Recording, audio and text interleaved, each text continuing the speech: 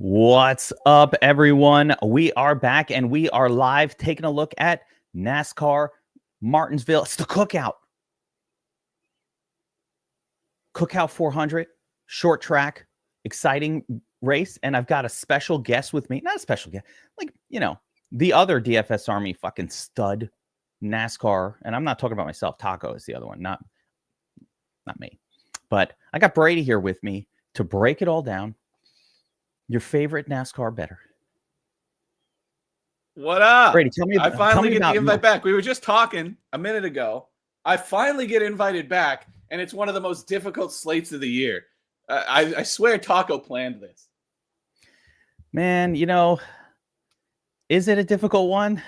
Well, it won't be in retrospect, but right now, it's a little tough. Like I feel like every time going into Sunday morning, we have a consensus of who the fastest car is or who the 2 or 3 fastest cars are.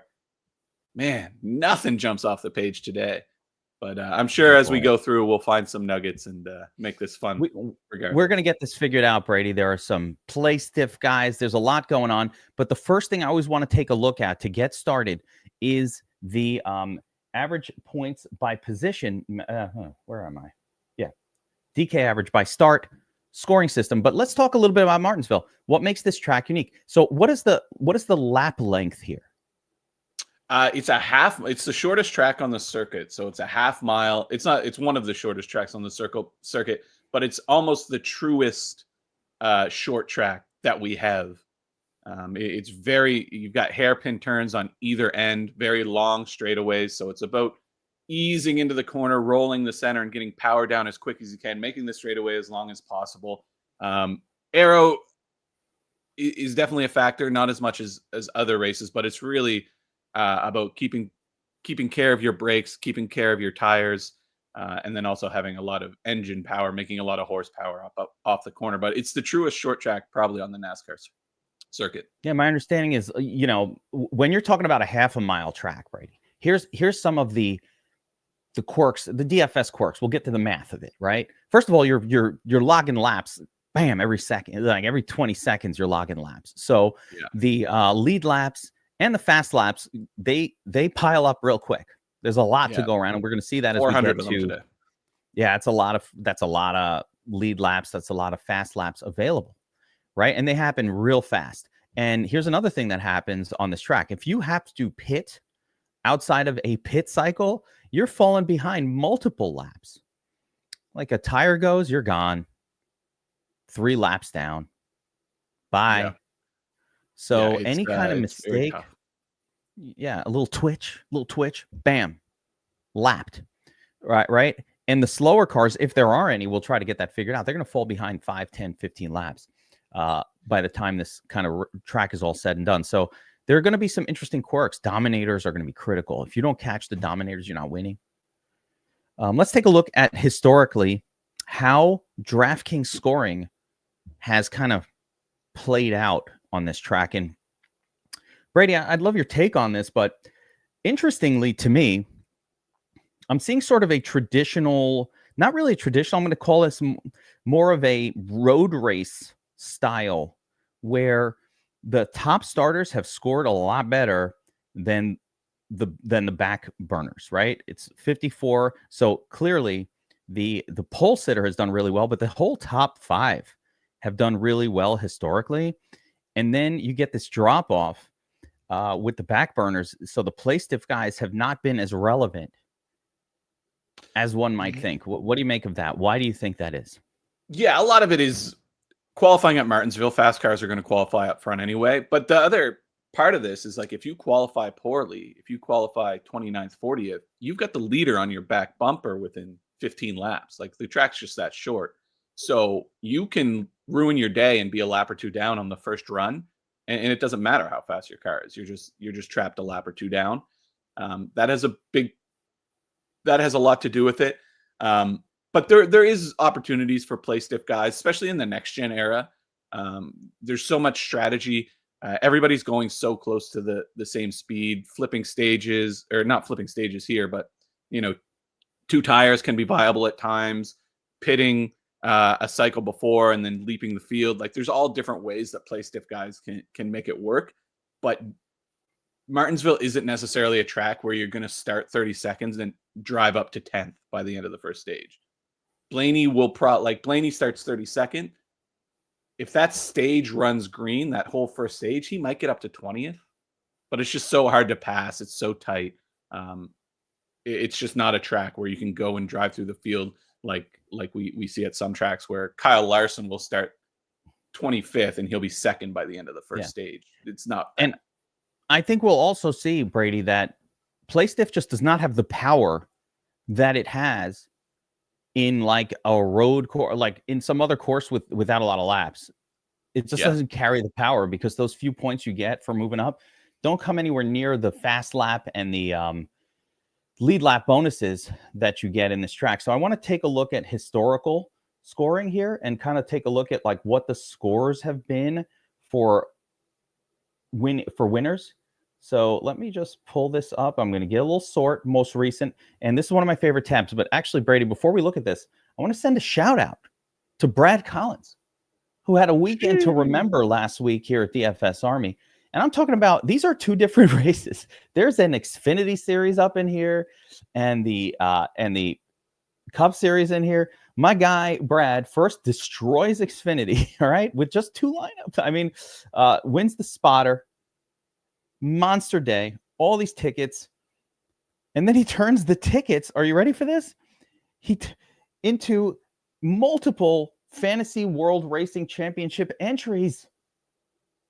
Like, look, legend. This is how you do it. This is legendary. Look at this. Let me just explain what's happening on screen here, Brady, because this is spectacular. I didn't even really study this that closely. But so on Saturday, my guy wins two of these $777 Fantasy World Racing Championship qualifier tickets. So absolutely destroys Xfinity, which everybody did here at DFS Army. Congrats to you and Taco for crushing the notes and the projections. But Brad really did it the best, because then he takes these two tickets and he turns one of them into a here we go. He turns one of them into a Fantasy World Racing Championship qualifier, and he wins another qualifier with a 222. So he's got two entries in the Fantasy World Racing Championships that were won off of these tickets that he won the day before. So my goodness, I don't know what you guys are doing out there. DFS Army NASCAR, it kills it. This is by far the most dominant sport we have going on. So make sure you check it out. And big congrats to Brad Collins. Brad better buy a Kyle Larson hat or something, because I'm sure Kyle Larson is flushing those lineups. Beautiful, right? Okay, so this is going to this. I'm sorting this by sort of DK top 6 for each of the recent races in Martinsville, and I wanted to point out the scores that were sort of the best scores. Brady, take a look at these numbers.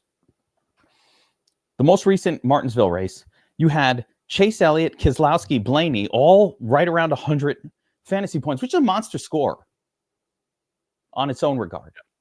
Tons of laps led for Kez, tons of laps led for Chase Elliott. And this is how it's probably going to look as we scroll down these lists. It's really important to understand what wins, guys. When you're designing your lineups, if you don't study this shit, you will not win. Or you can get lucky, but you're not generally going to win. So look at these monster scores. Now, these are all big name guys. So that wasn't the nuts lineup. You could not afford this group, most likely. But you could see here, if you don't have 2 or 3 of these dominators putting up hundos, you are not winning. So from here, it looks like Shane, SVG. Here, the cheapies, Gragson, SVG, Austin Dillon. These are the guys that you needed at the cheaper price in order to afford 3 of these guys. Does that make sense? Yeah, absolutely. And another point to note there, you've got SVG and Noah. Well, I guess more so SVG started 29th, average running position of 25th, didn't have a good day. Ended up finishing 12th because the end of that race got crazy. Things played out. So that can be the frustrating part. And that should be inspiration for you to get a little outside of the box. You don't need to find, the guy that's had the best practice time or the best track history necessarily here. You can find a guy who's just going to survive the day, be there at the end. Those are the frustrating ones for me, is like a guy starts 29th, runs 25th all day and then finishes 12th. Like, how could you possibly handicap that? But that's where you add the variance, the randomness to your lineups. And this is a great week. I love it. And Brady, earlier you mentioned, guys, this is fucking gold. What's going to come out right now. So I want everybody to pay close attention to this point. Brady, you mentioned earlier about Blaney. He's starting in the back. That guy's going to be Supreme Chalk Home Makeover Edition. That's how supreme that chalk is going to be, right? Well, you know who else was Supreme Chalk in the most recent Martinsville race? It was Denny Hamlin, a.k.a. D. Ham, who started 37th. Finished in 5th, Brady. Oh, good chalk. But was it? Even with that run of 37th place to 5th place, he only scored 75 and was nowhere near the nuts lineup because he didn't lead laps. Yeah. And that's something you brought it up earlier. It's such a great point when you're considering these slate to slate. Like, there's an upper limit of points available on a race. So like a race at like Coda where there's only, 60 laps, there's not as many Dom points. There's 400 laps worth of Dom points, and we'll waste 75 of those on caution laps. But still, there's a whole lot more Dominator points available today, which devalues place differential points. Not completely. You can't abandon place differential by any means, but you need to have those different mindsets for different types of races. It devalues expensive place differential really well. What this is telling us is like a driver like Blaney is unlikely to be in the nuts lineup, even if he finishes in the top 10 or top 5, maybe even the top 5. If he didn't lead any laps, he's probably not going to get there. That's what this is telling you, right? That's that math. Let's go to the previous race. Wendy, how many Doms are we using today? I think it's 3, 2 or 3. Yeah, at least 2 or at least 3. It's an at least 2. I would probably go at least 2. Yeah, because you could get probably domination get a third in there.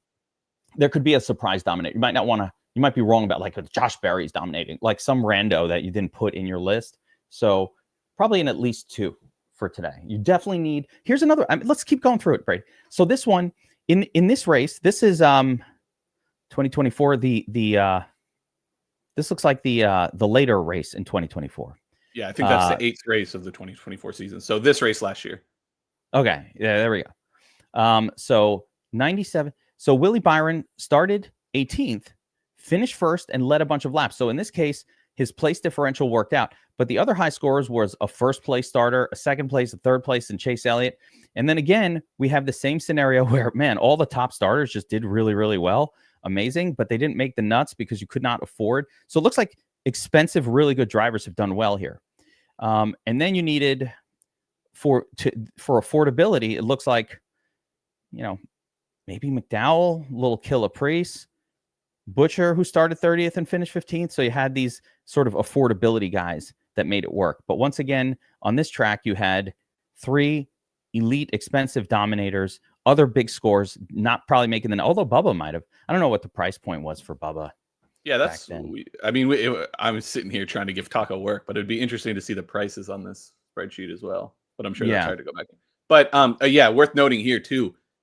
What's that? 1, 2, 3, 5 different guys had over 60 laps led and 20 fast laps. Like, that is just, and that's where the complication for a race like this comes from. And that's why you see no consensus across the industry, no consensus among the sports books. It's just, there's 5 guys that got the lead at the right time, and it's just so difficult to get around them.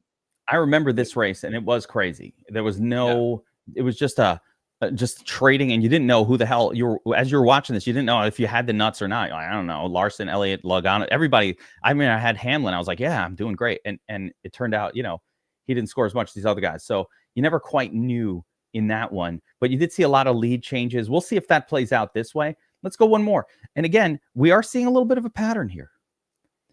So in those actually, this one is interesting. So going back to 2023, unlike the first 2 races in 2023, you had a little bit more, I would call it variability going on here.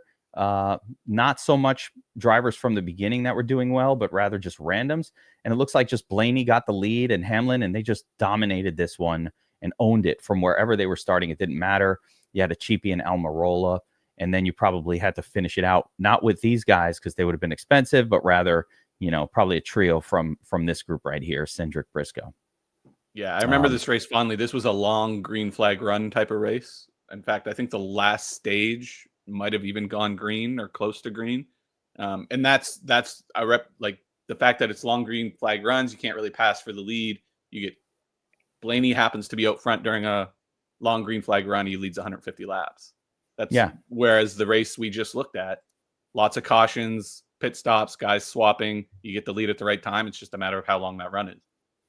Had Truex on the pole, led a little bit, didn't matter, moved too far, too back, too quick, and never kind of, even with all these Dominator points, it really didn't matter off the pole. So that's an interesting one. Let's go one more here and just kind of see what the patterns look like. Again, so if we go back to the other race in 2023, had Chase Briscoe, who is, when we get to the notes, specifically good at this kind of a track. Leading as the prime dominator, and then somehow Preece got all up in there and led a bunch of laps. How do you like that? I remember this race. He qualified on the pole and was by far the fastest car.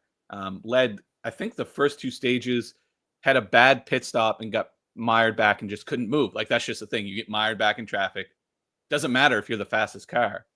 You're not going to move back forward. So, yeah, that's how much. I suspect he was probably in the nuts that race anyway, though. Probably with that score, he was a cheap enough guy.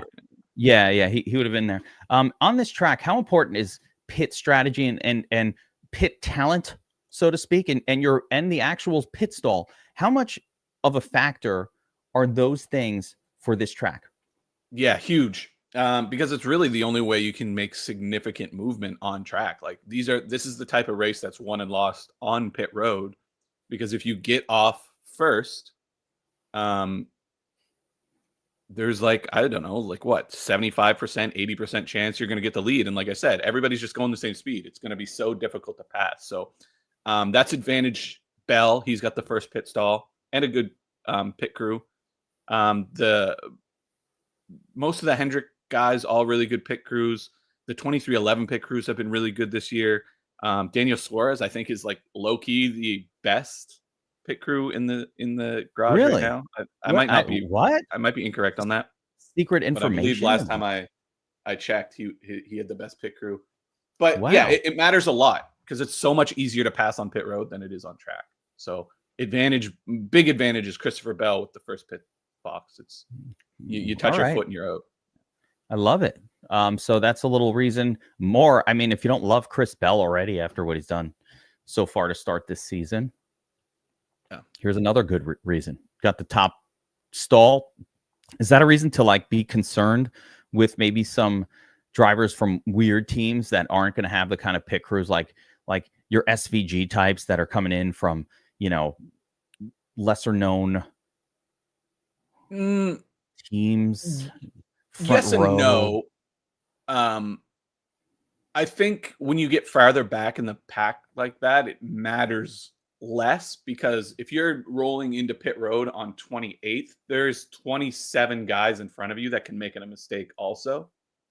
So if you have a bad pit stop, there's a good chance you didn't have the worst pit stop. So you might gain 3 and lose 4. The stakes are lower back in the pack. Whereas if Christopher Bell has a bad pit stop, there's 37 guys that can have a better pit stop. So he could lose 4 positions and it could crush him. Whereas it doesn't, it's not as bad for the guys in the back. It really matters for guys starting up front. Yeah. Okay. All right. I like it. All right. So let's jump over to the driver breakdown and start to dive in on this. Before we do that, one thing we should bring up, because it might matter, there's been rain in the forecast all week. Today, this morning's forecast has been the most optimistic. I think it's like down to, it was at like 50% chance. Yesterday, it's down to like 30-20 today. That being said, they do have the wet tires if they need them, which throws this into an entirely different realm of chaos. It's going to be very windy there today as well, which matters a little bit, not a whole lot, but definitely keep it in the back. There could be rain. It looks like we'll get away with no rain, but it's not going to be a nice day. It'll be cloudy, overcast, very low track temperatures. The track will be very fast, which just makes it even more difficult to pass. But this gets thrown entirely on its head if we do end up getting rain and they go to the wet tires. And then we go to the big screen here, Brady, and really interesting, the win odds. So right here on the DFS Army Research Station, I've made a copy so we can edit it.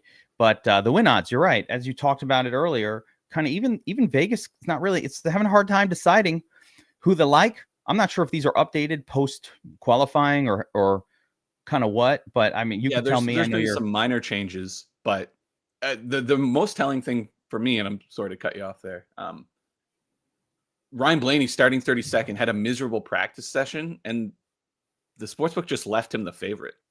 Like, I don't think they learned anything from practice either. The only real movement, like Denny Hamlin's odds improved a little bit. William Byron's went down. Bubba Wallace improved a little bit, but for the most part, they just left it. Like, shit, we didn't learn anything there. So, how often do you see a guy starting 32nd, the favorite to win a race, especially at Martinsville? I'm feeling a bold call here, Brady. You want to hear what it is? I would love to hear it. I'm afraid to speak the words because it almost will make it come untrue. But dude, I'm fucking fading Blaney fully. I'm not touching that. I don't think that's playing Blaney is comfy. That's a comfortable play because you can look at, there's place differential. He doesn't necessarily need to dominate. But here's the thing. Favorite.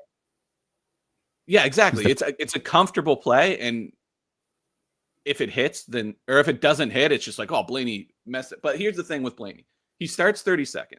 He's the favorite to win this race because he's been the fastest car at Martinsville for the last couple years, or among the fastest car. He's won 2 of the last 3 here. But he starts 30 seconds at a track that is notoriously difficult to pass. And also consider there's rain in the forecast, which can make this even more difficult. And also consider he's been the fastest car probably the last 3 weeks of the season, and he's blown up twice, which means his engine is tuned as high as it could be, and you can't blow up 3 times. So they have to scale back the horsepower a little bit.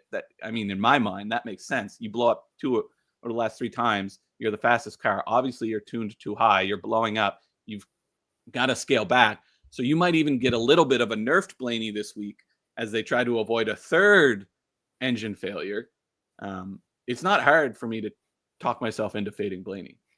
Let me give you another reason. And it's even simple. Close your eyes. Don't even worry about it too much. Is if this guy's going to be 56% owned, you're probably not winning if you play him. Come on, guys. Yeah, you just can't get leverage on him unless you're going to lock him. I'm not going all in on that. So it's like, all right, yeah, I get he's awesome. And yeah, he's got the #1 win odds and blah, blah, blah. And he's probably good. But we also saw that D. Ham starting from 37th, getting up to 5th was not in the nuts in this track. So unless he's up front and leading laps at some point, he's probably not going to burn you at the most expensive guy at the by far highest ownership. And when I say by far, I hope I'm not affecting ownership by speaking these words, but like this dude's going to be 50% owned when no one else is. Yeah. What's the point? Why play DFS if you're going to play this guy? Sometimes you got to bet the under. It's not, nobody likes betting the under, but sometimes it's the smartest play. And I say in my notes sometimes, like, I'm happy to let this guy beat me. This is a place where I would be happy to let a guy beat me. Like if Blaney goes out, drives up to 10th in the first stage, gets the lead and just dominates the race, and everybody who locked in Blaney wins, like, okay, that's fine by me. That's one I'm willing to lose. But the upside and the ease of construction that unlocks when you fade Blaney, that's where you get to have your fun. You get to have your fun speculating and building, and the race might be a tough watch, but that's, it can't all be fun. It can't always be overs. It's not even just watching the race. It's the hate that I'll get if that happens because I spoke those words. That's why I was like, but I don't care. I don't care. I'm doing it. It's crazy talk.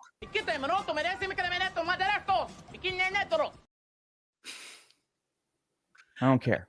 Bring it. Yeah. Bring it. Smoky nose. The comfortable play is Blaney here, but be a little uncomfortable for the day. Why not? Yeah. What are you going to do, man? People fade the geek calls anyway. It's already a known thing. I'm just fading it, man. It's YOLO. But I'm not saying you guys need to fade. I'm just saying what I'm going to do. I'm not playing this guy at 56%. I love him. Blaney's great. Not doing it. All right, so let's get into.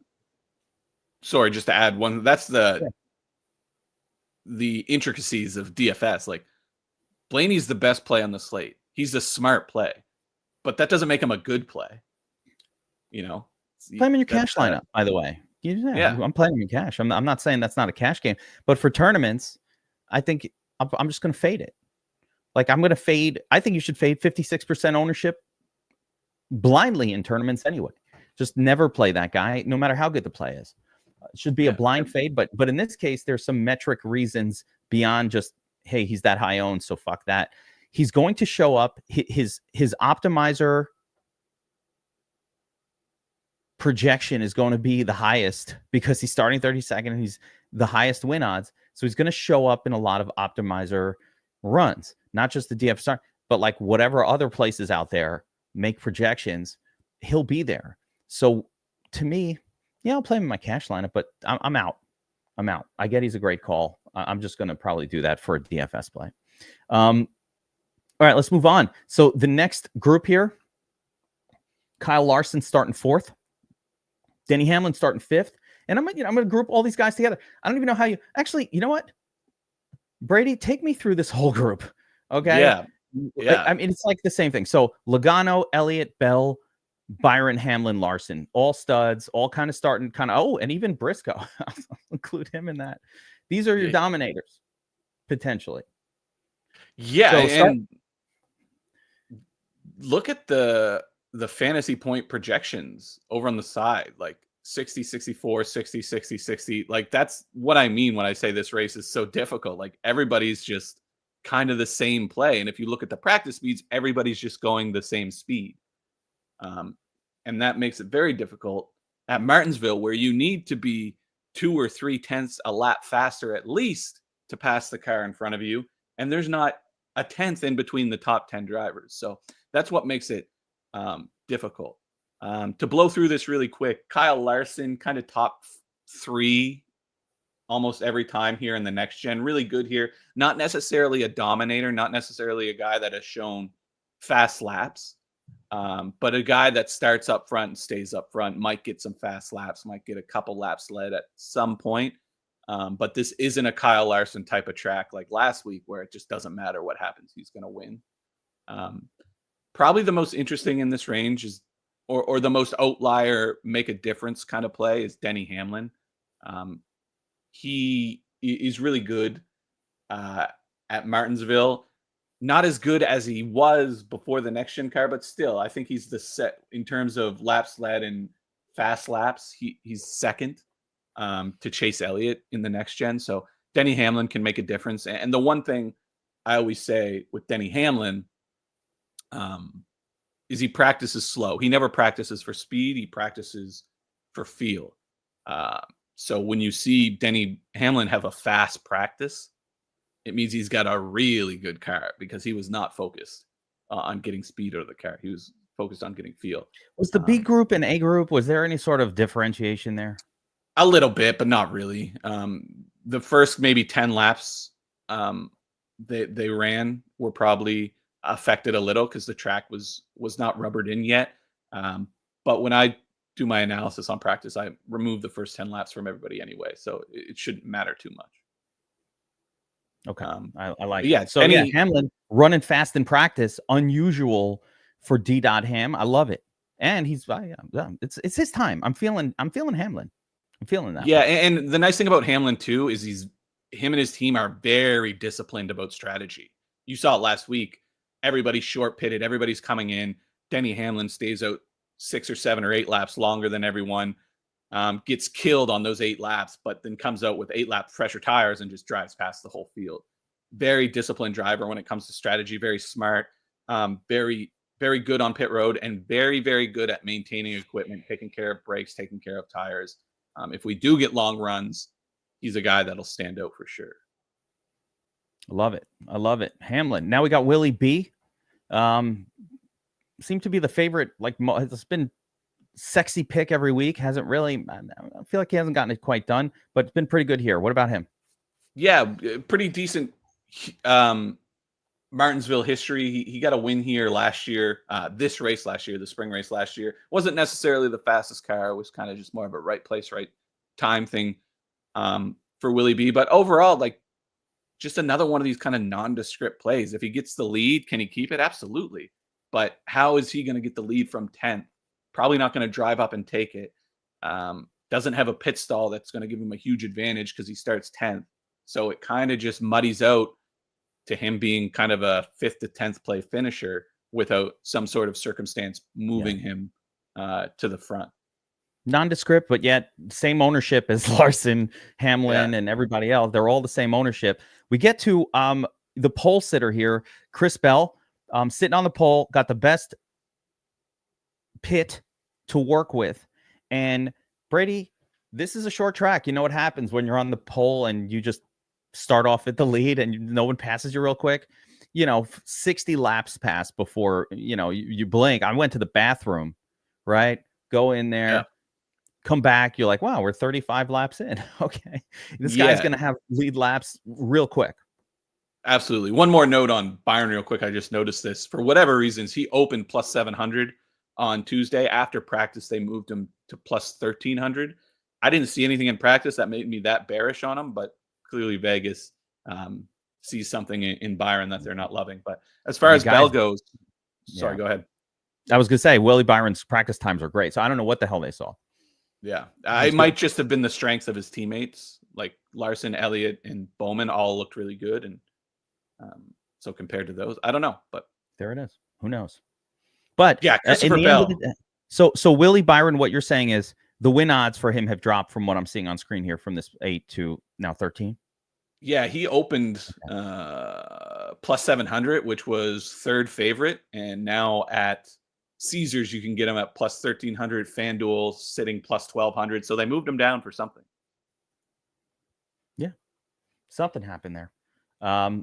But it is noteworthy still that all these guys are really close together. Like the difference between 8 to 1 and 10 to 1 is super, super small when it comes to betting. Chris Bell on the pole sitter. This is a controversial one. I like the pole sitter here. The pole sitter's done well traditionally. They score points. But if Bell cannot hold, if he can do 100 lead laps, it won't matter what happens after that, pretty much. Finishes 10th, doesn't even matter.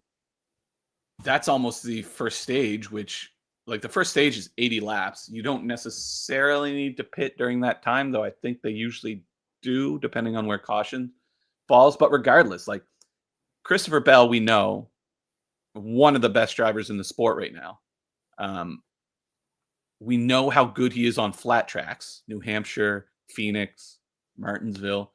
We know how good he is on long run, just elite at tire management and maintaining speed over the run. Then you give him the best pit stall and a decent enough pit crew. Like, just close your eyes and imagine, how is somebody going to get the lead away from Christopher Bell?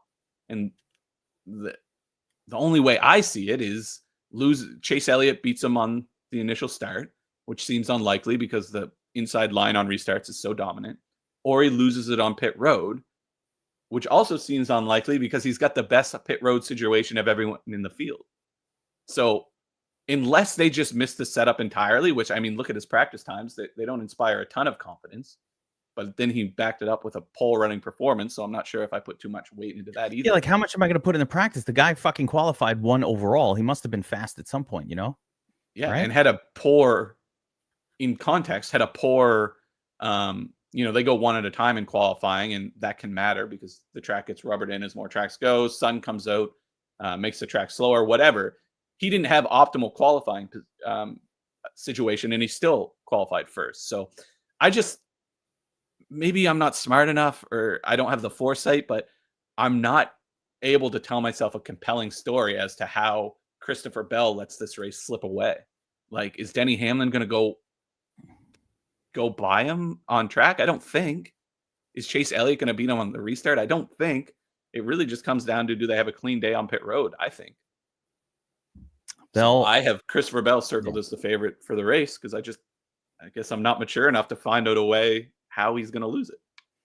I love it. I love the call there. And yeah, I think Bell at 30% owned is probably not enough, considering. So I just consider this ownership, Brady. First of all, Chase Elliott's 32. In other words, he's not even the highest owned guy, right? He's about the same ownership as Willie Byron and just some of what I'd call the randoms that we need a little bit of like. We have no ability to know the difference between Hamlin, Byron, and Elliott, or Elliott getting the lead at some point, or Larson. One of them will, maybe two of them will. Yep. We don't have any ability. We know that Christopher Bell is going to be on the lead, and we know he's going to have an advantage to getting that lead back every single time they pit because he's going to be in the best pit stall. So, we talked a little bit about, his slow practice time, but who cares? The guy qualified first. So he clearly had a fast enough car at some point along the way to get the pole. So, practice aside, I think Bell is a great play. I love that it's your call. I'm assuming that's your win call here as well. Is it 10-1 right now? Yeah, available 10-1 at BetMGM, which was surprising. They didn't move him. It might be moved now, but when I checked last night, it opened plus 1,000, plus 950 at Fanduel, plus 900 at Caesars. You can get him at a pretty decent price. Yeah, that seems like a nice spot. So let's move on, go through the rest of the stud zone here. We got Chase Elliott, who is projecting also extremely high on, starting second. Really good at this track. Yeah, the best in the next gen car. He doesn't have a win here, but by the numbers, most laps led, most fast laps, best average running position, finished top 3 both times here. Last year led a ton of laps. If I had my own sportsbook, this is probably who I would price as the favorite to win the race, even though he hasn't won a race here since like 2020, I think. He's just really fast. He's got a really great starting spot, and he's so good. The way he drives this track is almost different than everyone. I won't bore anyone, I'm sure, but the way he uses the corner, diamonds the corner, enters kind of lower than everyone else, lets the car slide up and makes the straightaway very long. He does that better than anyone, and it makes it very, I shouldn't say easy, but he has an easier time passing cars than most. That being said, I don't think that's enough to go up and pass Christopher Bell. And we even saw, I think, maybe 2 years ago on a long run, the Hendrick cars got out really far at the start, and the Joe Gibbs cars kind of closed the gap by the end of those long runs. And that's kind of been the push-pull battle we've seen at every track over the last couple of years. So Chase Elliott, probably the rightful favorite to this race, in my opinion, over Ryan Blaney. But again, I just he's got to get the lead on pit road, and he doesn't have the advantage there. I think it could happen though. Yeah, absolutely. And he could get the lead off the start. Like the inside line at Martinsville is very powerful, but you can still run side by side. Christopher Bell slips a tire, Chase Elliott gets the lead, and now everything we just said about Chase Elliott, we just said about Christopher Bell, is true of Chase Elliott. So I'm already kind of thinking about, as we're discussing this, how I want to make my lineups look, and I see some Bell Elliott combos. I see some one or the other, not both. Yeah, I don't think you need to separate them. I think there's certainly a situation where Bell leads early, leads the entire first stage. There's 80 laps led and 50 fast laps, and then Chase Elliott gets it towards the end of the race, and they both end up in that optimal. It's exactly what I'm thinking. Like, there's also a version where I want some Elliott without Bell, because there is that version where Elliott kind of takes him, 10, 12 laps in, and then Bell's never seen again in the lead. Something happens. You know how NASCAR goes, right? So I like that. I like combining them. I like Elliott only as well. So I don't think these two. And we saw very specifically in the previous races that there were plenty of occasions where 1, 2, and 3, or 1, 3, and 4, multiple drivers who are studs starting towards the top or in the front row or in the top 5 made the nuts lineup together. So don't want to necessarily separate them or make a one or the other rule, which I've done in the past for 1 and 2 starters, but not here. Not now, not here, not now. All right. There's a couple more Dominators potentially left here. Brady, do we consider Logano starting 7th? He's a Dominator, right? Is he good here? Looks like he's got to win at Phoenix. Really, really good here. He's finished top 10 every race this decade at Martinsville.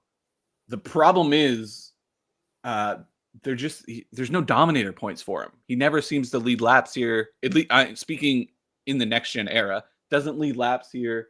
Might get 10 fast laps if things go right. But the problem Joey has at Martinsville in the next gen era is he's always got the same car as Ryan Blaney, and Ryan Blaney's really good here. So if he's got a car that can dominate, chances are it's going to be Ryan Blaney dominating, not Joey Logano. So it's a fine play. He should run. Like if you look at his track history, it's pretty consistently kind of 4th to 7th, which is where he should run. If he gets a couple fast laps, he might score 50. But he's going to be the lowest owned guy in this range, I think, and probably for good reason. He needs to dominate. If he is going to be in the Nuts lineup, we have observed that will definitively need to happen. So if he doesn't dominate, he can put up a nice, comfortable 50-point score, and he will destroy your chances of taking the tournament down. To contextualize this a little bit, in the next-gen era, Chase Elliott averages 76.4 lead laps at Martinsville. Joey Logano averages 17. So there's a huge gap. Yeah. Not to say anything can past performance is not a definitive indicator of future results here, but that has happened. All right. So Logano, more of a nondescript play at, again, the same ownership as Hamlin and Byron. The ownership's up there. Doesn't matter. It's hard to differentiate here. Chase Briscoe. Really good here, no? Yeah, this is the most kind of interesting play to me because Chase Briscoe is really good at Martinsville, and he's been really good here in SHR gear. And now he's got a Joe Gibbs car. And obviously the switch from Ford to Toyota hasn't been super smooth for Chase Briscoe, but we saw it last week. They started to kind of put some things together. I think Chase Briscoe could be really potent here. Again, it's Martinsville, it's next gen, it's hard to pass, but if he's that good in an SHR car, this Joe Gibbs car is going to feel like $1 million to him. He's a guy that is just super grindy, not necessarily ever the fastest guy on the track, but so good at setting up and completing passes and then maintaining position. He's an elite, I don't want to say blocker, but he's just really good at keeping guys behind him, stealing their lines, stealing their air.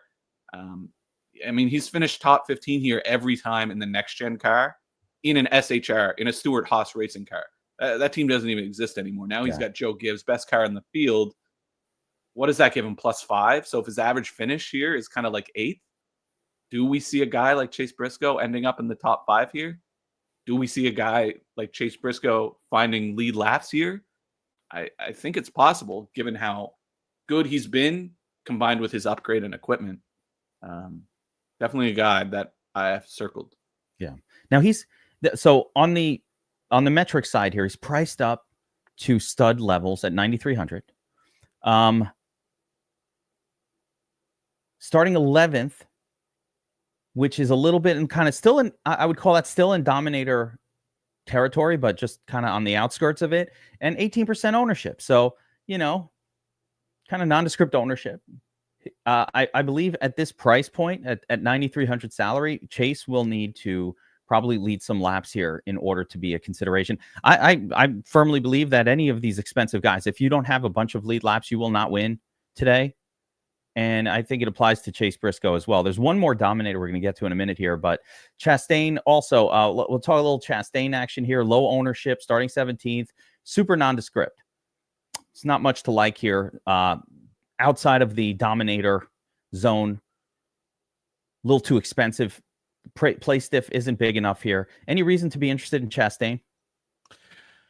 Not really, unless this race becomes kind of one Dominator. And like a guy like Christopher Bell just steals most of the Dominator points. So a guy like Chastain, who could go 17th to like 8th, becomes interesting. He's solid here. But again, to your point, pretty nondescript. His practice times were pretty forgettable. And he's probably a little bit too expensive. Hasn't had a great year.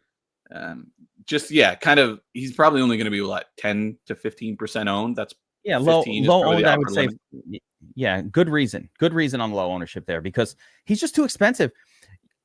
I could play a 17th place starter that's not going to dominate for like 7,300.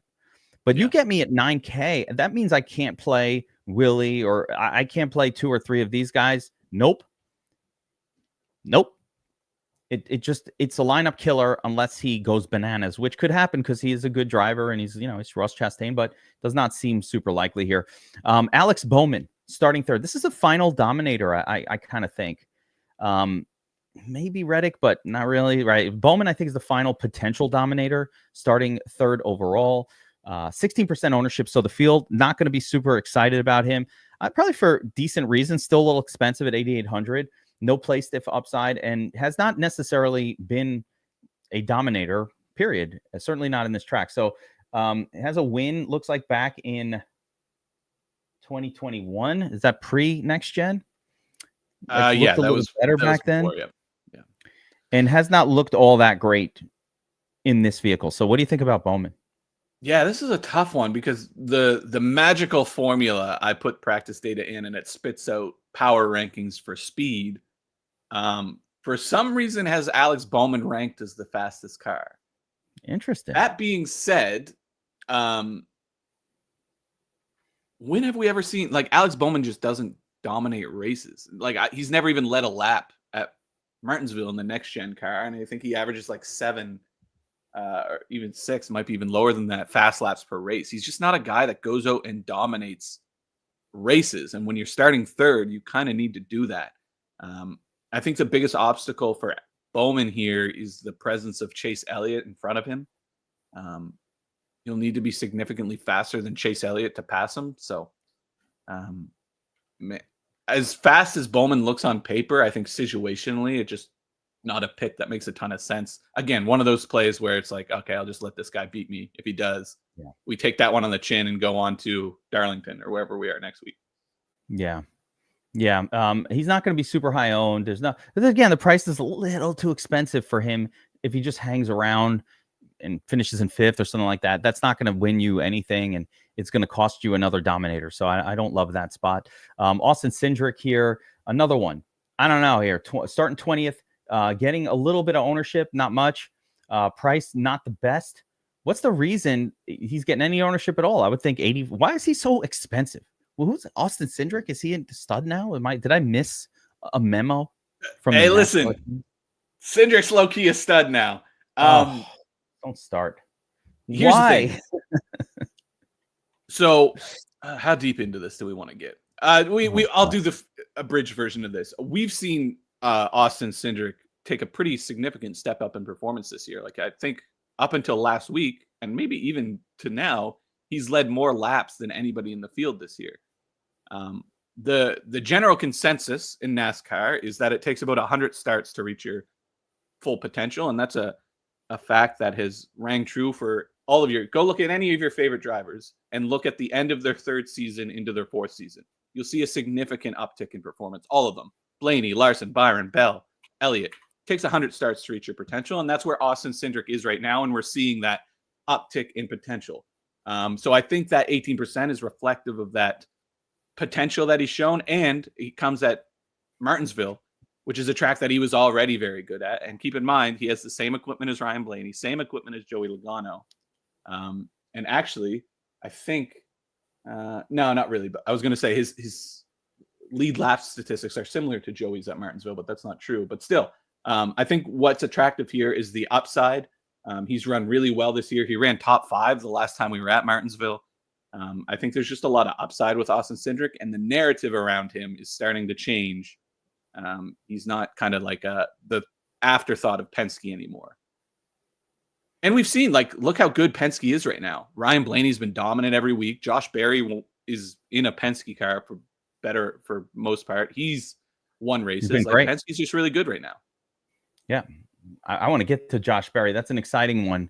But Brady, before we get to that here, I want to take a pause because a couple weeks ago on the show, I talked a little bit about the new tool that we were building at Sharp App, the Arbitrage tool.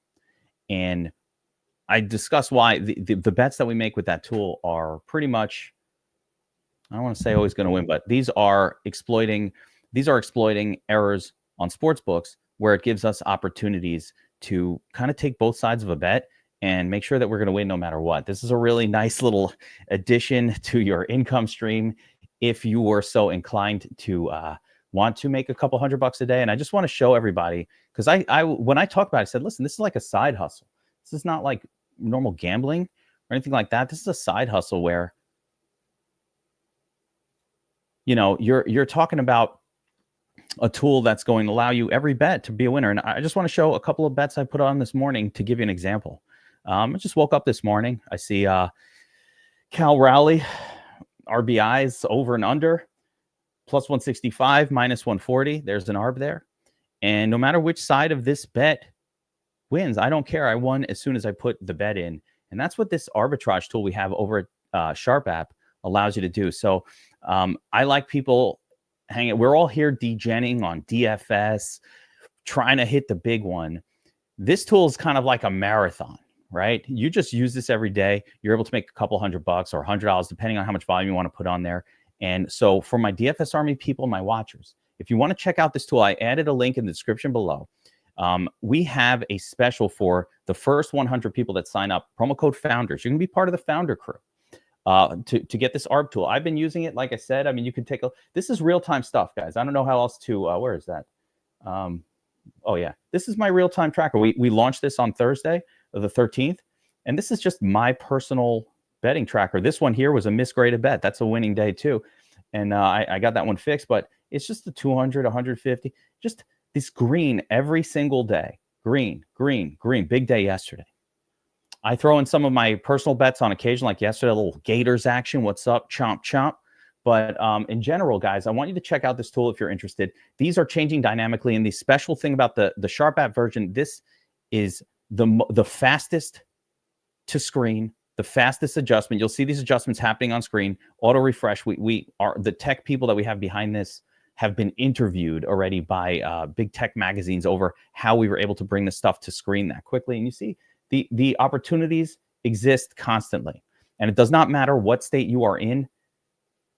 You can do this from anywhere. There are sports books everywhere, including Texas and California. We have members in DFS Army that are using this. They're kicking ass. So if you're interested in checking that out, go to Sharp app, sharp.app, the website, link in the description below.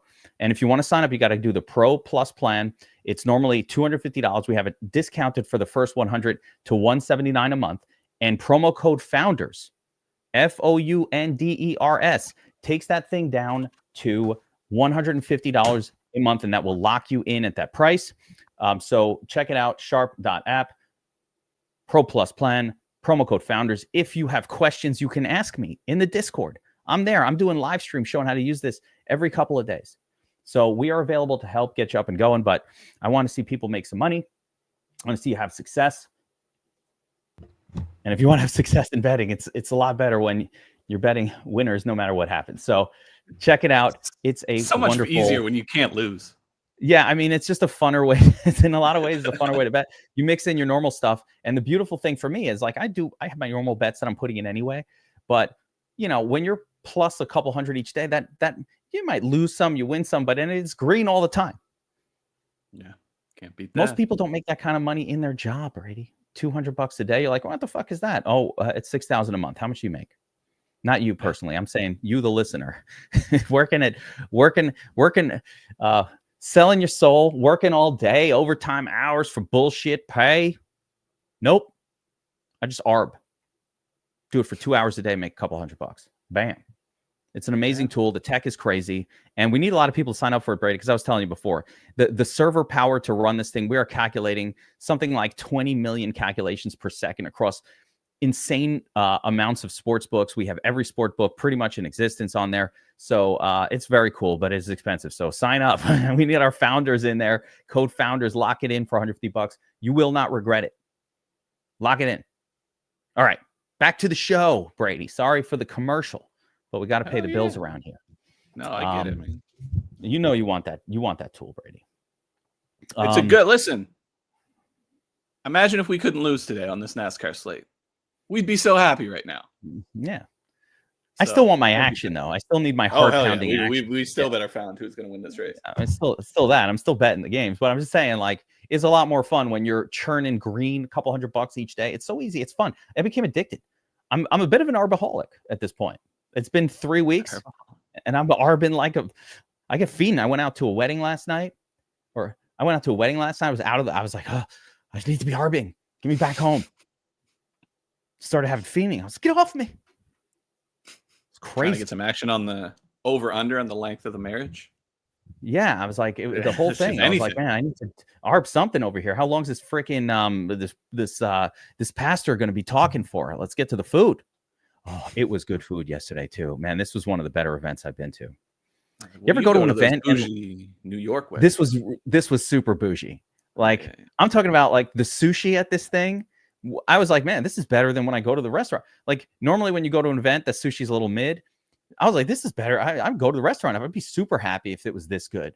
That steak, churrasco, little freaking dipping with the green sauce they put on the what is that called? Chimichurri. A little chimichurri action going on. It was crazy. Really good stuff.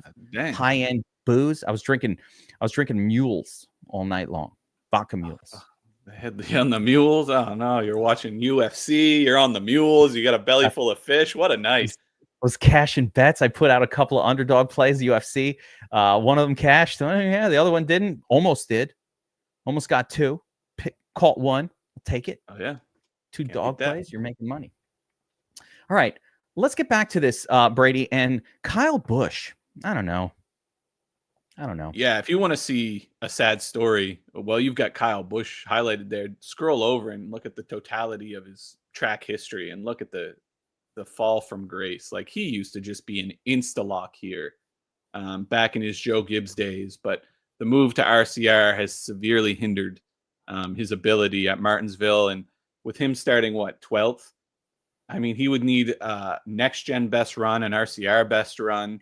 He would need a lot to go right to hit value here at 8,300. The only upside I see here is that his teammate Austin Dillon has some speed.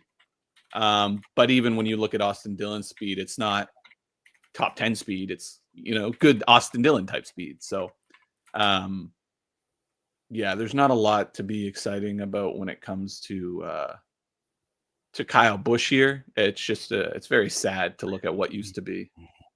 He's getting a little better. I think he's getting out of his funk a little bit, Brady. I do. I think I think it's more Carr than Kyle. So hopefully the cars get better and we get to see classic Kyle Busch. The sport's better when Kyle Busch is up front bullying people. So hopefully we get I guess. That, but I don't think it's going to be this week. I enjoy when Kyle Busch isn't bullying people and then after the race is pissed about something, goes punches someone in the face. They need more of that in NASCAR. Well, if you watched the Xfinity race yesterday, we need a hell of a lot more of that because that was despicable. But yeah, there needs to be a lot more of that. I'm old school. Like, I'm you remember that pitcher, Martinez from the Expos? He was a Canadian guy. Yeah. That dude would, if an opposing pitcher even threw it close to an opposing batter, this guy would blast you right in the face. Like, he didn't care if you were dead. Like, when he threw inside, that motherfucker was like, nope. And then he threw out your head. Like, he'll take your brains away, man. That guy was not kidding around. Other people try to throw at somebody's hip, hip, back, get him in the back. No, this guy went right for your noggin, bro. That guy was it. Need to. And you say like old school, man, and like it's an old, that's a toxic or an old school mindset, but any short track in the country, go to any of them. If you're at any backwoods racetrack in Canada, in the States, and the drivers pull some shit like that, you're leaving with a black eye today. Yeah. Like, I've left racetracks with black eyes because I've driven like a dickhead.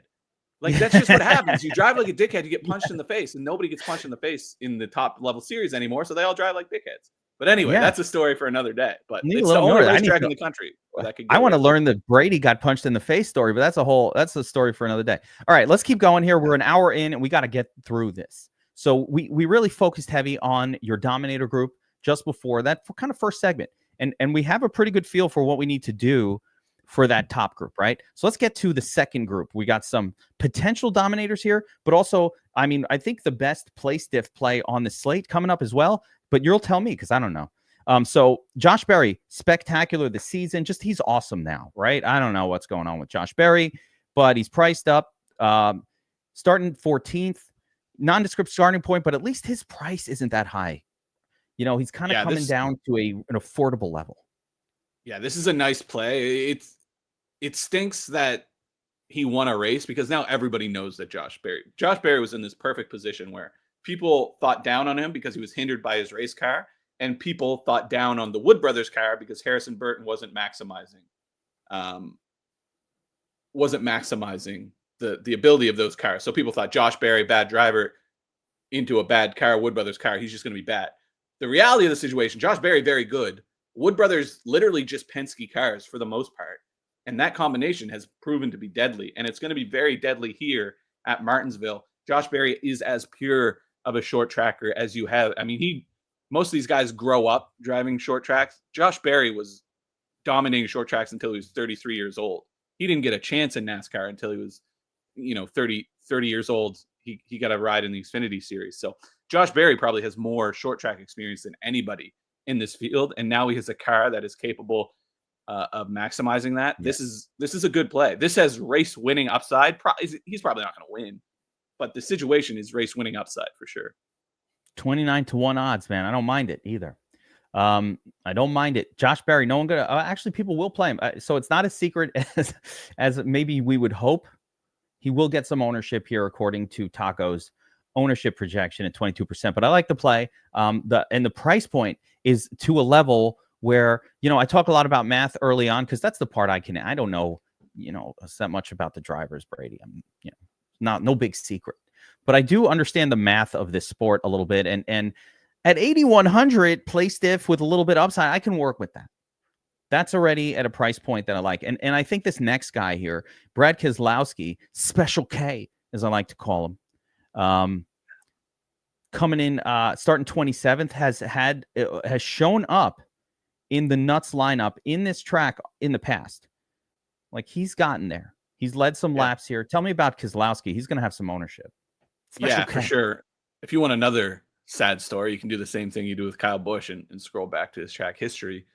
Used to be really great here. Next Gen hasn't done him a ton of favors. Hasn't been a great season for Keselowski, but the RFK group is in pretty good shape. Keselowski is always going to maximize his day at Martinsville as long as he can avoid trouble. This is a top 10 upside type of play. He's even led laps here. Like, I think maybe, I forget what race it was. I think it was maybe spring last year. He led like 50 laps. If Brad Keselowski gets the lead, he can absolutely win this race.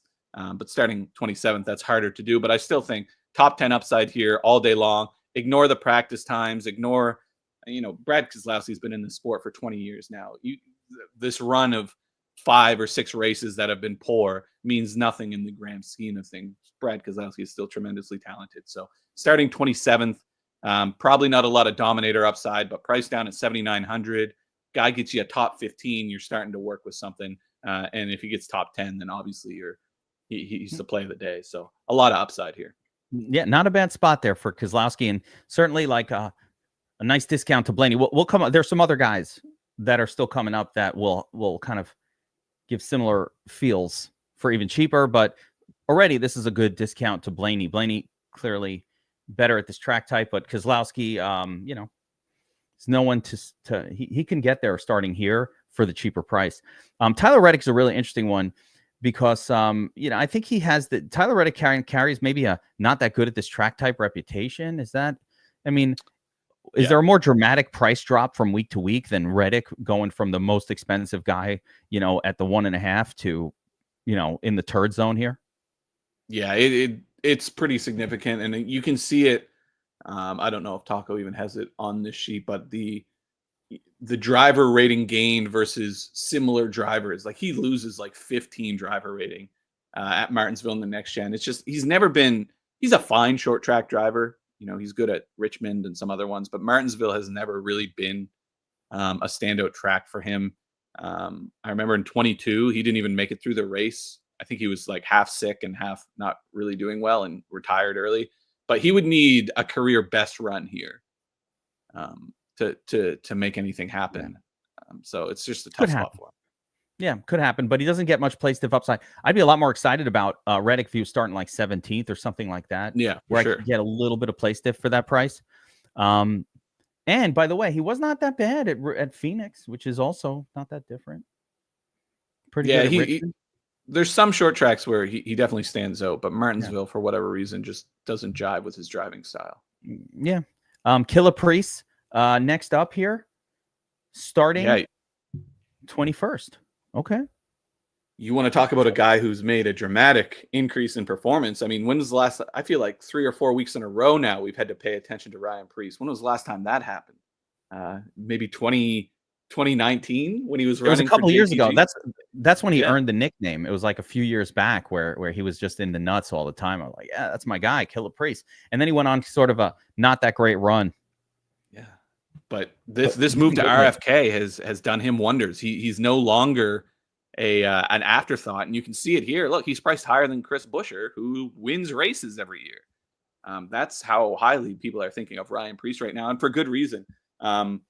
He's led laps here in SHR gear. He probably should have won this race a couple years ago. He was the fastest car. He just got mired back in traffic and couldn't pass anyone, and that happens. But now he's got faster gear. He seems to be in a better place, in his career.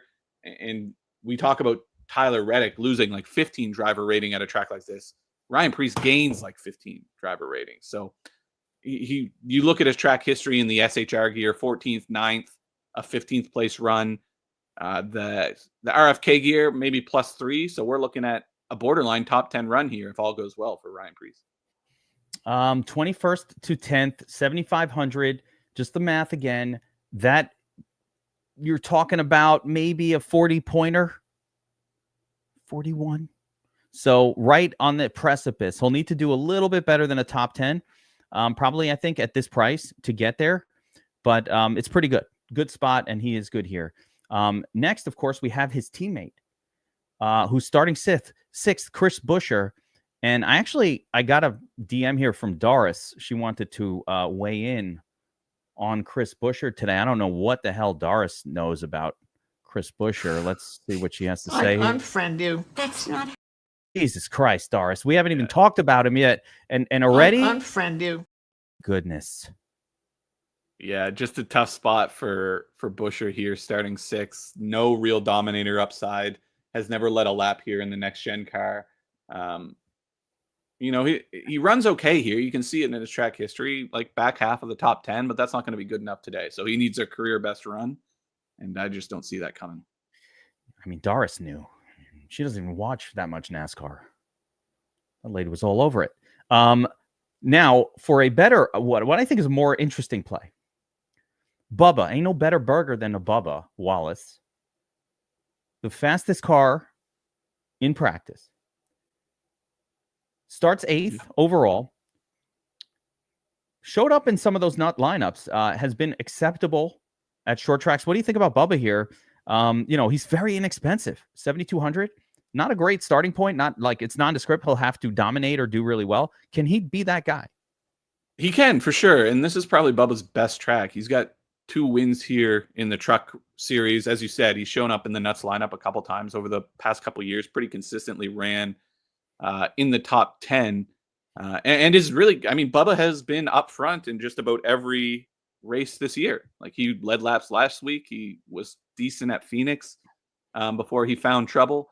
But I think I think Bubba's just going to be a really popular play, and it might be tough to get leverage on him, especially when he's a guy that's starting 8th and maybe needs to get some Dominator points. It's almost weirdly high owned. Like the ownership is a little surprising. Yeah, and the issue is his practice time on paper.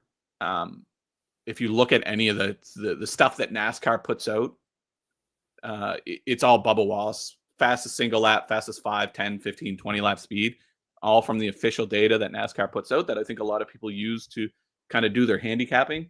But if you extrapolate that out and try to, remove the laps that we don't necessarily care about early in a practice session and all those things. He kind of grades out to a borderline top 10 car.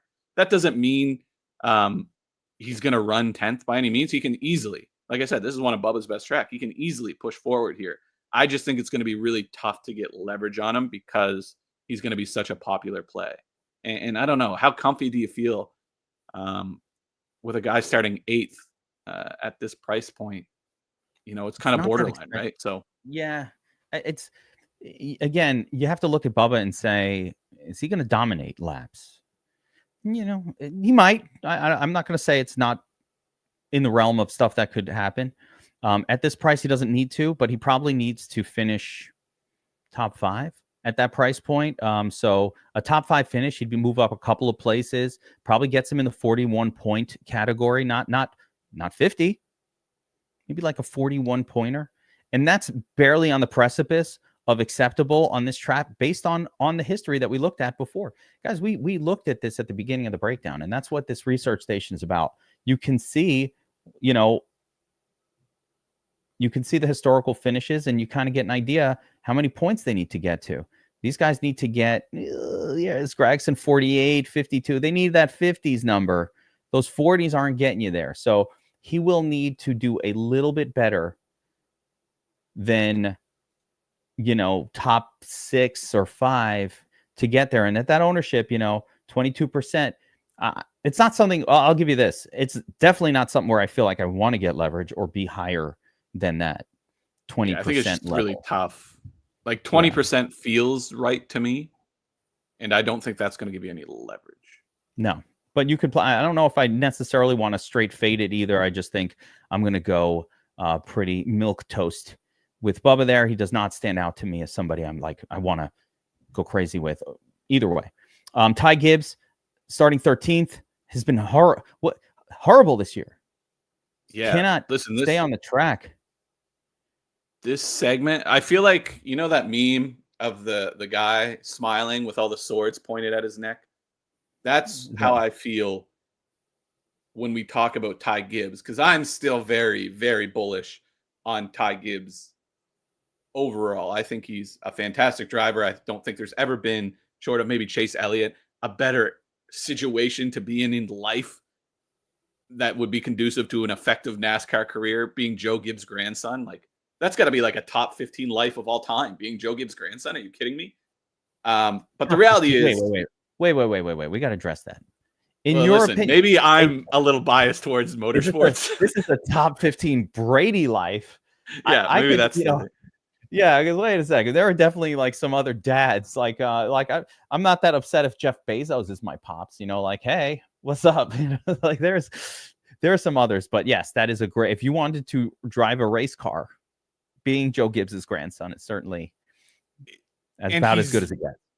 And he's been about as good as you could be up until this kind of last stretch. I mean, you kind of got to go back to Kansas last year, which I think was September, maybe October, that he even had a remotely decent run. Ever since then, like this year, hasn't cracked the top 20 other than Daytona, and he did that by accident. That being said, this is an elite, borderline generational type talent in the best car in the field by a pretty wide margin. It's not hard for me to talk myself into Ty Gibbs here, and I know how stupid that sounds given his current form, but Ty Gibbs is better than he's been running these cars. Like, he's got the best car, and he's got the best Joe Gibbs car, and Joe Gibbs is borderline the best team right now. So he's got the best car in the field. You can get it at 7,000, starting 13th. Will need kind of a career best run here, but didn't look all that bad in practice. The practice times look solid, top 10 for sure. I mean, you're getting, if you hold it up against Bubba Wallace, who's going to be 20% owned, versus Ty Gibbs, who's going to be played at like 7%.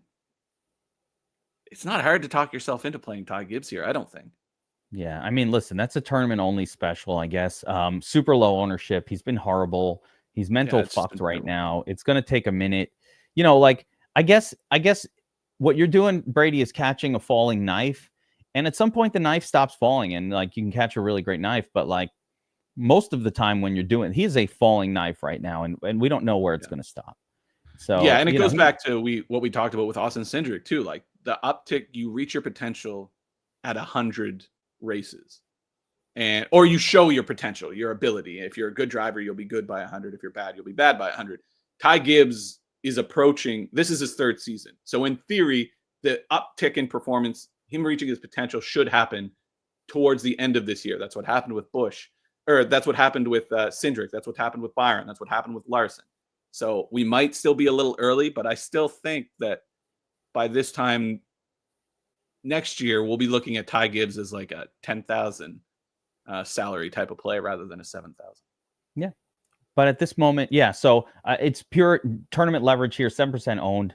You know, starting 13th, this price, again, he's going to need to finish top 5 or 6 to be in the discussion regardless. Could get there, but needs a career. And we talked about it earlier with SVG. Like, you know, a guy he could run 18th all day. Like SVG ran 25th and ended up 12th because it got stupid at the end. That could happen with Ty Gibbs. It could happen with Bubba. It could happen with any of these guys. You know it. It's funny how the ownerships are playing out. The whole kind of like affordability group, which starts here with pretty much with Ty Gibbs and makes its way down the list. There's very few that are super popping. There's a couple that are standing out a little bit. So we're going to kind of run through these a little quick here. Gragson starting 24th. Not bad. Super low. 15% owned, nondescript. I don't know. What about him? Yeah, fine play. Ran pretty well here in the SHR gear. Front row, kind of a lateral move. So you're looking at about the same, I would say. Practice times graded out to like top 15 in my eyes, which is close to enough. Decent track for him. Good short track driver. Doesn't jump off the page by any means, but again, just another guy that could. You know, there's a lot of coulds in this range. We're in the could zone here. Suarez, D-Swizz, starting 26th. Also getting a little bit of ownership, 15%. Nothing crazy. Kind of nondescript play, but certainly starting 26. If he squeaks his way up to 10th, that's probably how you get a win here. Yeah, liked his speed in practice. The thing about Daniel Suarez is he hasn't been good here really at all in the next gen car. But I don't like Suarez is one of those guys where like track history just doesn't really seem to matter. Like every week you're pulling a ball from the lottery tin with Suarez. Like, oh, he's good this week, and then next week he's trash when you think he's going to be good. So again, never know. Another could type of play. A whole freaking career of that shit from Suarez. Hocevar, there's some hosts in this house. 16% owned, starting 29th again. Also cool, you know, plenty of play stiff upside here. Hocevar's been pretty good. Yeah, these next two are kind of my favorite plays in this range. Hocevar, not great in practice, track history just okay, but Hocevar's just fast, man. He's just so fast and he's aggressive, and I think that aggression will serve him very well when it's this difficult to pass. I think a lot of these guys, especially some of the old school guys, fall into a rhythm of like, I'm not fast enough to pass this guy, so I can't. Hocevar doesn't have that, and it can bite him or burn him. But I think his aggression will serve him well here. I think he'll be really good on restarts, probably be a little chalked on long runs. We'll probably lose some speed on long runs, but starting 29th, 6,600, a guy that fast, I can see him running top 15 here. There we go. And that could get it done. Austin Dillon starting 18th, a little bit further forward. Not super high owned, 10%. Really doesn't stand out to me, but I do see a Richmond win in his recent past. So is he good at short tracks? Yeah, I mean, the last 6 months he has been, and there's some lore as it pertains to Austin Dillon, RCR, and JGR that I won't get into. But the theory is that they got some setup stuff from JGR rather nefariously, and it has resulted in an uptick in performance for Austin Dillon. But even with all that aside and the fantasy conspiracy theories aside, very good on short tracks as of late, and always really kind of solid at Martinsville. You know, 7th here last time we were here. He's had some top 15 runs. Other than that, really solid in practice, kind of ranked top 8 in speed in practice for me. I think there's some context there that's not necessarily extrapolated out, but starting 18th, 6,500, ran 7th here last year, can maybe run top 12, which is for a guy that you're getting at 10%, that's pretty decent upside. Might not be enough, but I wish he was starting a little further back. Yeah, that's the thing. He qualified a little too well. But not a bad play. I think there's some upside there. Yeah, that's tournament special right there also, because he will not be owned. Talk about not be owned. Cold Custard, starting 22nd, 4%. What's going on with Cole? Yeah, Stinks. it's just this team is this is a weird team. Like this is the remnants of the Stuart Haas Racing gear.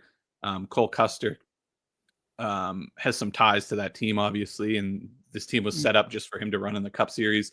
They've been okay. They haven't been as good as Stuart Haas was, at least not yet. And Stuart Haas wasn't that good to begin with in its last couple of years. So you look at Cole's track history, kind of top 20, maybe knock a couple points off that because the gear's not quite as good. So he kind of just grades out to run where he starts for me without some Brady, carnage.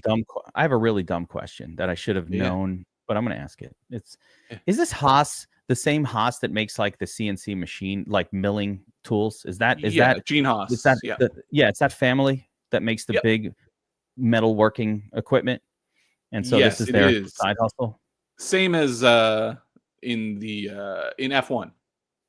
It's all the same Haas. It's all the same. It's all the family that is the metal workers, and it just makes sense. They're building engine parts with their giant. Yeah, machines. in his father's name, or I should say, the president for Haas Racing and the Haas F1 team, his name is Joe Custer. So you can see where Cole Custer gets this run from. His father. There it Joe is. Custer. So yeah, and there was a split. These families, man, too much money. I tell you, man, money makes me crazy. If you want your son to be successful, just be a famous race car driver and let your son follow in your footsteps. Nothing wrong with that. I tell you, it's a good life. But the headline here is Cole Custer kind of runs where he starts, I think. Yeah, no bueno. Eric Jones, a popular play from back here. So talk to me about E. Rockefeller Jones starting 31st. Good starting point. 21% ownership projection. Yeah, we always like Jones when he starts towards the back. Yeah, this is a decent spot, I think, and I don't think it's going to be any secret. Pretty consistently runs in the top 20 here. Had really great speed in practice. Like his short run speed graded out among the best. Again, there's some context that needs to be extrapolated there, but definitely has speed. Not race winning speed by any means, but definitely better than 31st. Taco has him projected to 22nd, which I think might even be a little conservative based on his track history and short track history. Very consistently running in the top 20. So I think Eric Jones is a little faster than he usually is. And he usually runs around 20th. So I think there's definite top 20 upside. Good price, and this is what you need. If three Dominators come from like the 9K plus zone, I'll just math this out for you real quick. But like if you have 1, 2, let's say 3 Dominators from this group, look where your pricing is, Brady. 6,400. This is where you need to be. That's why I'm talking about these other guys that we talk about in the 7, 8K range. They seem like a bargain, but they're really not. They're not allowing you to do this start. So we need to live in this part of the salary level. Even Hocevar is fine, Suarez, but this zone here is where we got to live. So Eric Jones, even an 18th, 17th place finish might be enough if the top 3 studs are, those 10K guys. Yeah, and that's, again, back to the SVG example last year. That's where this becomes so frustrating because you can pick right and still be wrong, and you can pick wrong and still be right. So it can be difficult in this range. Well, that's what I'm saying. Yeah, you get a guy, you think they led a bunch of laps. No, you gotta math it out just right. McDowell, nope. Starting 15th. Probably needs kind of a career best run and hasn't been in that space. I unfriend you. I like him. AJ Allmendinger. Now this one is interesting. The Dinger starting 23rd. He has a good. His track history is terrible, but like, is he good at short flat tracks? What's going on? I like Dinger, and I just like Dinger. I like him. Yeah, scroll over a little. You'll see he used to be very, very good here. Oh wait, back in the olden days, back in ancient history. But in the next gen car, he hasn't been able to replicate that upside. So this is a fine play. He had decent speed in practice, not standout speed by any means. Long run speed was a concern. Starts 23rd. has kind of been running in the 20s, kind of 18th to 22nd, probably where he runs here. Some carnage, he pushes forward, ends up all right, but doesn't jump off the page. SVG did not do great at Phoenix. I had a lot of SVG exposure. Wasn't enjoyable, but he did come in 12th here in his first attempt. Yeah. He's a road ringer, but short tracks are kind of like road tracks. Like, aren't they similar? Yeah, especially Martinsville is, for a lot of years, the road course guys would come and be very, very good at Martinsville. That's kind of changed because everybody's better at road courses now and the gap's kind of closed. But yeah, I like SVG. I think this is a good play. I think, to your point, people are going to be a little negative towards SVG because he got played a lot last week and kind of bombed. But this is a good spot for him. He starts 33rd, lots of PD upside. And what's so important with SVG, and we saw this in the Xfinity series last year, when he goes to a track for the second time, he improves a lot. So he's been to Martinsville plenty of times now in the Xfinity series and the Cup series. He knows the track. He knows the rhythm of the track. His practice times were actually really, really good. On the long runs, again, a little bit of a concern there, but everything you said's right. And I think combined with the fact, like, situationally, people are going to be off SVG because they got burned by him last week, probably gives you even a couple extra points of leverage. So I like the spot. Yeah. Obviously, there's some, with all of these drivers, I think we need to remind everyone, there's massive, like, falls multiple laps behind risk here, but that's just what it is in a short track. So let's see if SVG can hang around. At this price, we're just really hoping to stay on the lead lap. I think if he's on the lead lap towards the end, we're doing okay. Starting 33rd. Sure. So a lot of potential upside at 59. We need these salary savers. So yeah, I like the SVG play potentially here as well. 22% ownership projection. It might be a little over that. It might be a little personally a little over that one. 28 to 30 feels better to me for that, depending on what type condition. Yeah. I'm not going 100, but yeah, a little more. A couple of guys low owned, but also, potential play stiff upside. Tell me why no one's playing Justin Haley or Ricky Stenhouse.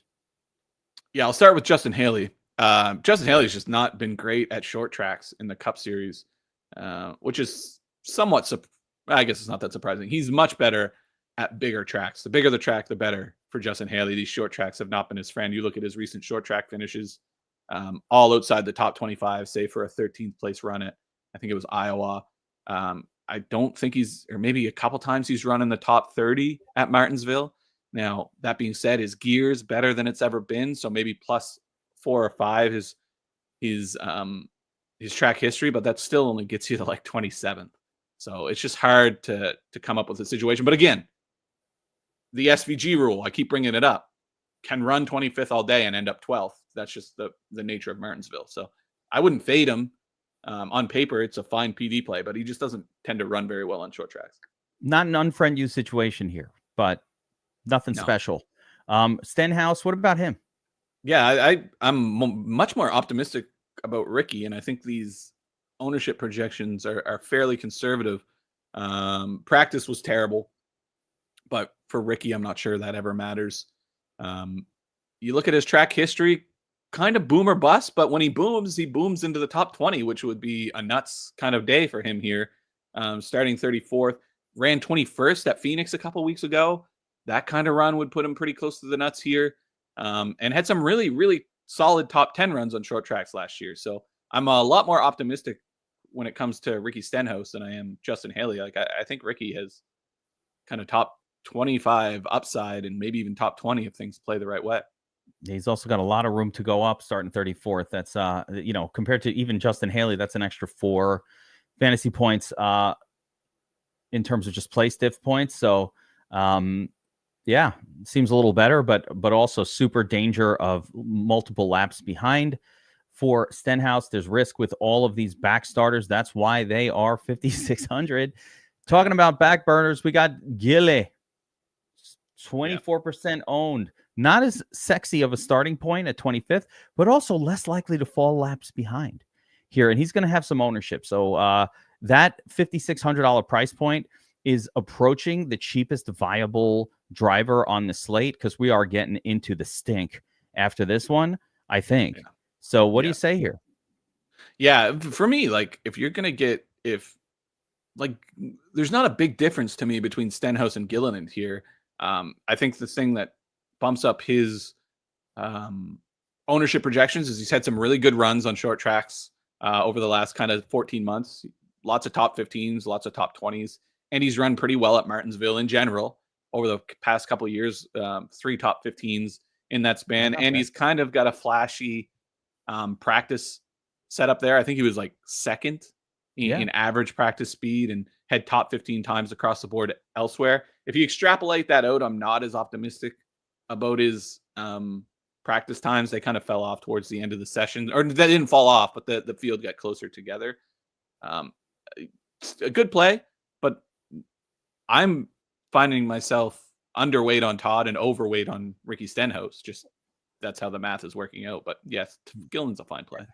Interesting. Yeah. I mean, benefits I would say of Stenhouse over Gilly is primarily, the starting position, 30th versus or 34th versus 25. That is a big difference right there. But again, I do think there's some Stenhouse laps behind risk.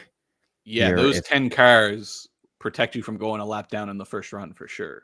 Yeah, there's a little bit of that. And Gilly will be a little more safe from falling laps behind. And then when weird shit happens, maybe, that's just how these things go.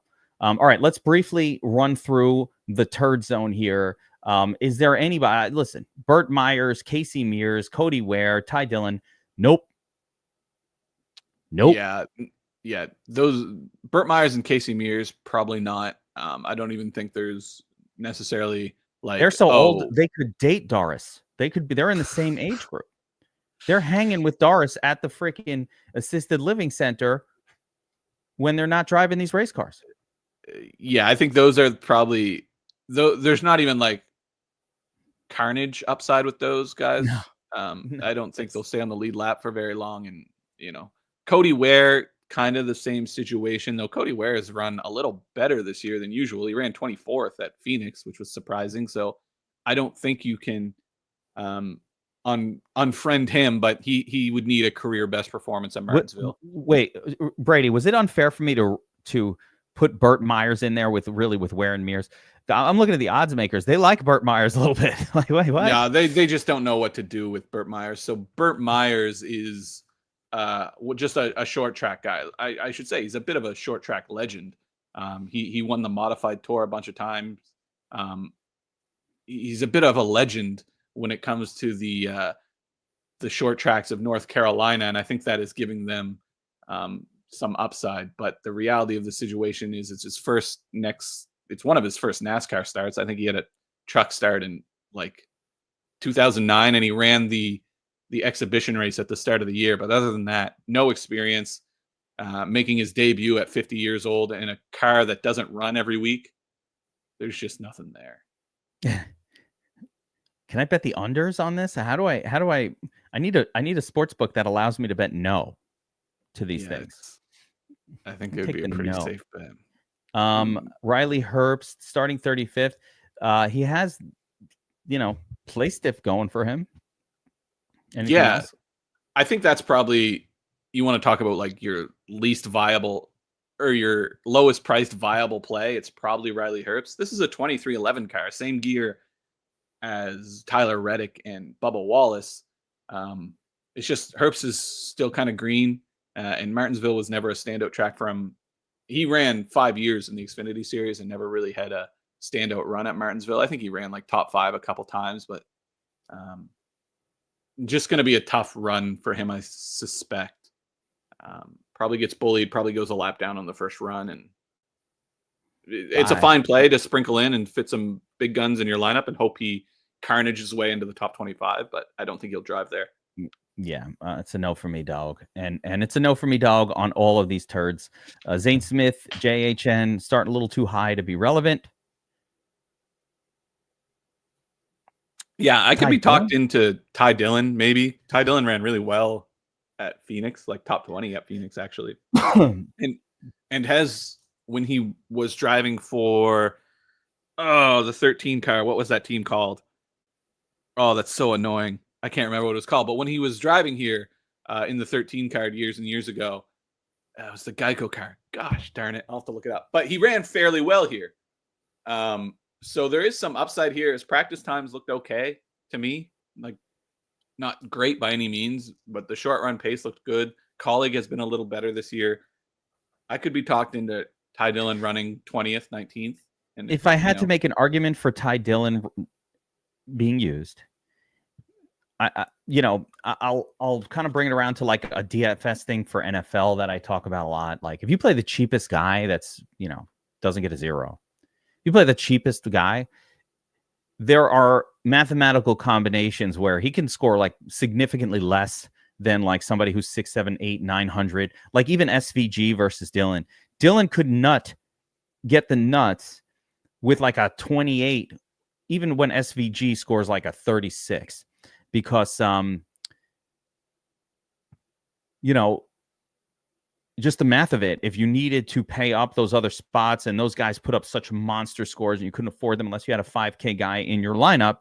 So there is a mathematical version where it plays out where somebody like that. But, I don't know. Starting 28th with upside of like 22nd. It's not a lot of upside there, Brady. Like, there's not. He needs a Phoenix type run. And I think that's what's giving people hope. Jermaine Racing, JJT. Thank you. That was the name. I was never going to guess that, by the way. Ironically, the team that Casey Mears drove for many years, and Casey Mears is making his return this race. I don't know if that's irony or not, but anyway, yeah, Jermaine Racing is correct.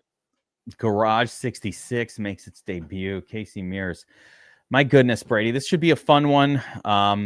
Again, I think my takeaway here is at least 2 dominators, a couple guys from this sort of dominating crew. Yeah. Sometimes 3.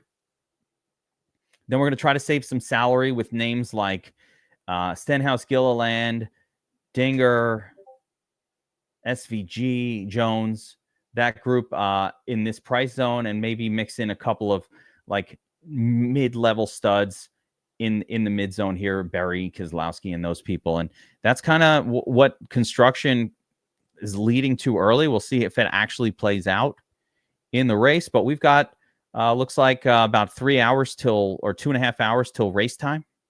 Isn't that crazy? You want to do it's how it goes. Back in the day, like, you had to rush home from lunch to catch the start of the race, and now we've got 2.5 hours. We just talked for 2 hours and we still got 2.5 hours. I'll tell you, I like the 3 o'clock start. I can't wake up on a Sunday. I was out last, I was drinking. If I had to wake up for this at 9 a.m., I'm already feeling it. Like, my voice is not right.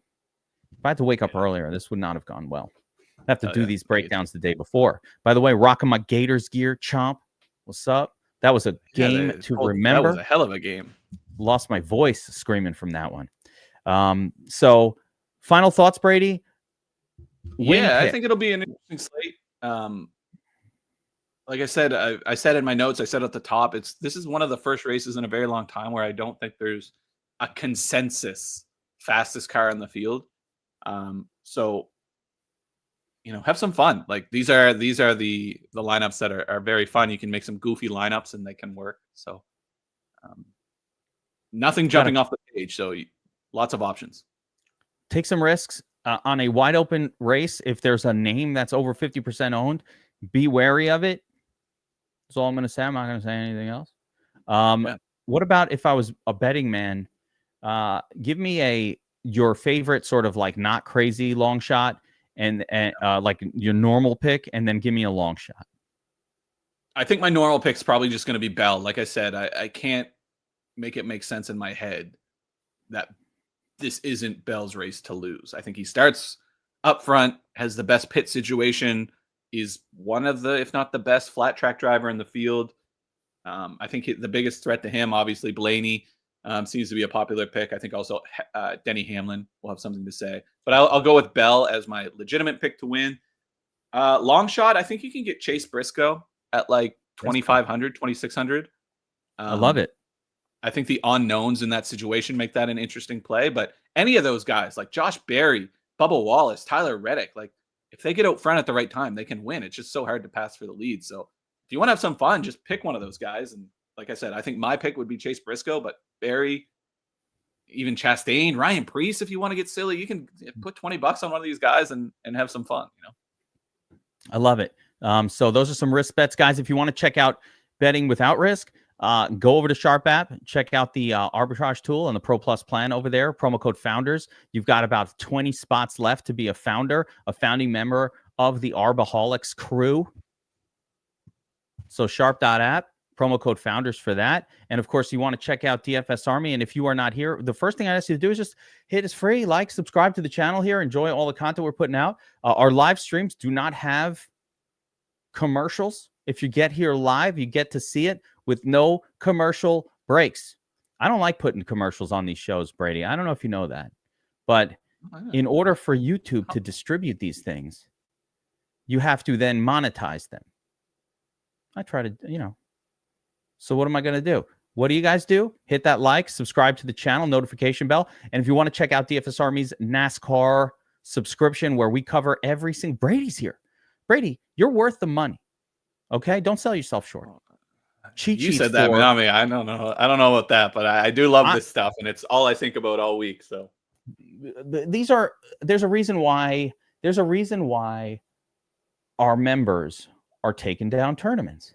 It's because Brady and Taco, they live, eat, and breathe this stuff. The best NASCAR team in the biz. The biggest edge in DFS is at DFS Army for NASCAR. Check it out. You can use my promo code. So I don't even think you have a code, Brady. So I'm going to give him my code GEEK. You can get 10% off your DFS Army subscription. The NASCAR monthly plan is what you want to do. Every race is covered, even F1. Even F1. We go all the way out to Europe for that shit. No, we don't. Do we? I don't even know. I never do F1. It's fun.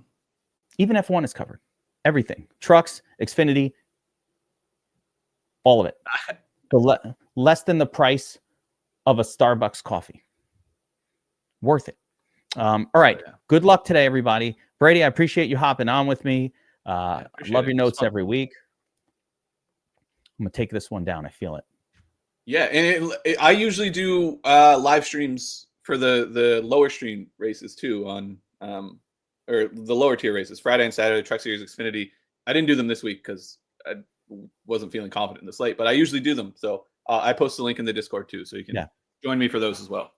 That's right. Brady does. So on top of the cheat sheets for Trucks and Xfinity, live streams, Q&A, all that stuff, link in the Discord when those go live, as long as Brady's feeling the race, though. If he's not feeling the race, you might not get a stream. I'm not going to go there and bullshit you and tell you like this is, I'm going to tell you the truth. And I didn't have a good feeling about the race yesterday, and I turned out to be very, very right. So there you go. Sometimes it's a warning not to play. But the week before, Brad Collins enjoyed your breakdown and took down all this money and parlayed it into all these seats in the Fantasy Racing World Championship. So you never know. You got to be here every week.